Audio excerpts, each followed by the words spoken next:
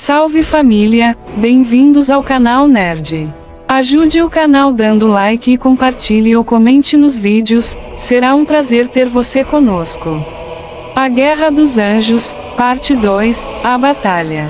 Houve sim uma batalha, há muito tempo atrás, antes mesmo da criação do mundo.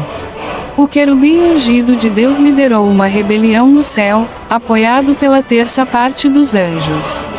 Lúcifer se corrompeu e quis sentar no trono de Deus, e tal só aconteceu porque ele sentiu essa vontade devido ao seu conhecimento e sabedoria, de lembrar as características dos querubins e de transmitir a luz e sabedoria de Deus aos demais anjos, fazendo com que os querubins possuíam funções e conhecimento únicos acima de algumas classes de anjos, pois naquele tempo os humanos ainda não tinham sido criados e nem o mundo.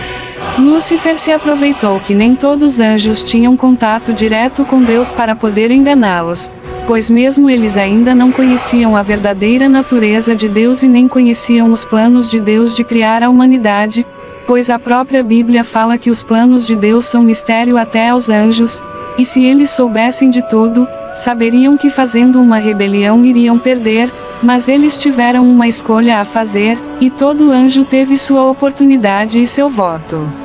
Imaginem entidades perfeitas mas que mesmo assim foram enganados e escolheram errado, dando pistas de uma vulnerabilidade dos anjos até certo ponto.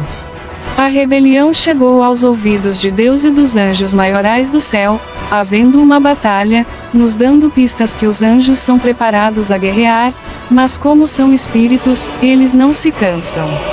Logo entendemos que numa guerra há os vencidos e os vencedores, onde os anjos de Deus que saíram dos seus lugares e funções celestiais para guerrear, rapidamente entenderam que tinham sido enganados por Lúcifer, mas já era tarde, pois as consequências estavam feitas, tanto é que os anjos enganados tentaram tirar satisfação com Lúcifer.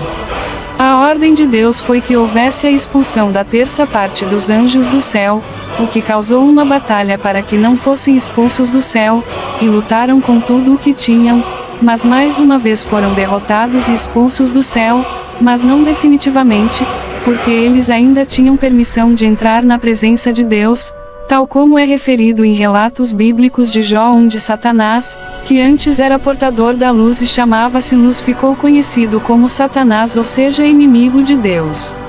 Podemos entender então, que quando Deus criou o mundo e o homem, causou inveja desses anjos caídos que já tinham sido expulsos e vagavam pela plenitude do universo. Lúcifer traça um plano de corromper a humanidade somente por raiva da criação perfeita de Deus. O plano de Lúcifer foi feito em duas fases.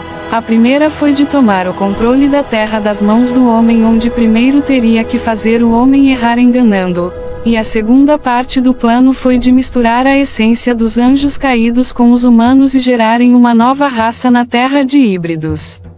Existiam muitas raças de híbridos, os nefilins eram apenas uma delas, onde cada híbrido tinha sua característica.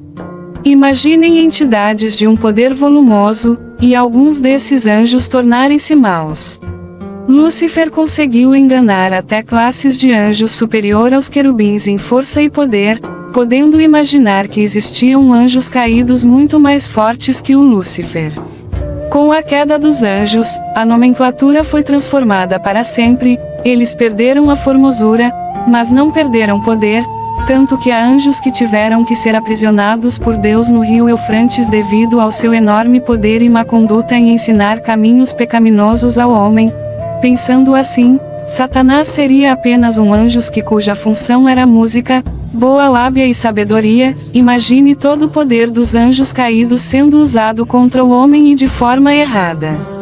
Os anjos caídos que antes faziam o bem, passaram a fazer o mal, e seu único objetivo era corromper o homem, e não deixar o homem entrar no céu. Devemos entender que logo que você nasce, já existe uma batalha desde o momento em que você está no ventre até seu último dia, é uma luta e disputa por você renhida e sem descanso.